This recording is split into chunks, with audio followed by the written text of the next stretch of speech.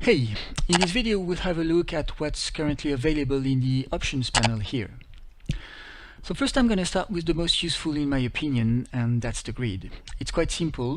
We choose the color of the grid and then its type, squares or hexagons. It's especially useful on internet pictures because it can transform any map from the net into a game board, as you can see. We can choose the density of the grid here. And you can see on this map why it's sometimes useful to change the color of the grid. For example, here, a white grid on a clear sand is not easy to read. For the same reason, we can change the color of the selection tools, green being the default. On the left, we have all the options for the light. First is the time of the day, that will move the sun accordingly. Then we have two different types of lights. A directional light that produces only direct light and casts pitch black shadows, and a diffuse light that produces no shadow and shines everywhere. For example, we can switch off the sun to get a clear night only due to the diffuse light here. Or we can set it to a crazy value to get the equivalent of a very bright day in a desert, for example. Getting entirely black shadows by setting this one to 0 can be used to play discretion or stealth. For example, here you see nothing and yet there is a monster.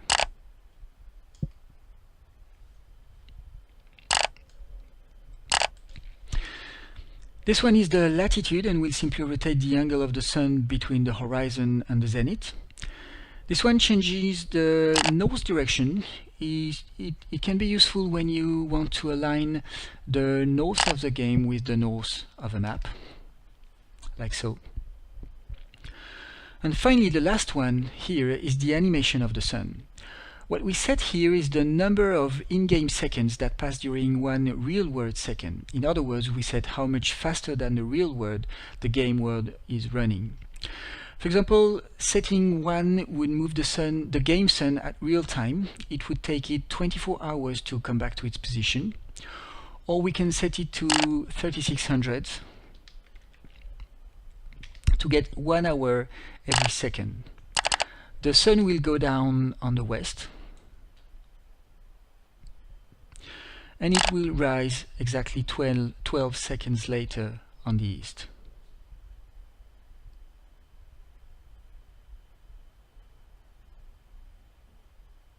Okay? So let's put everything back to default.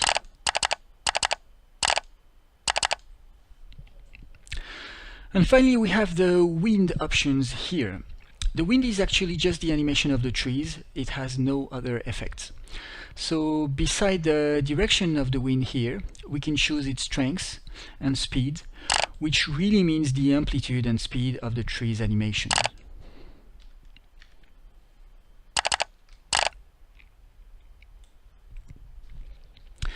Okay, I hope this was useful. Thank you for watching this video and hope to see you in the next. Bye.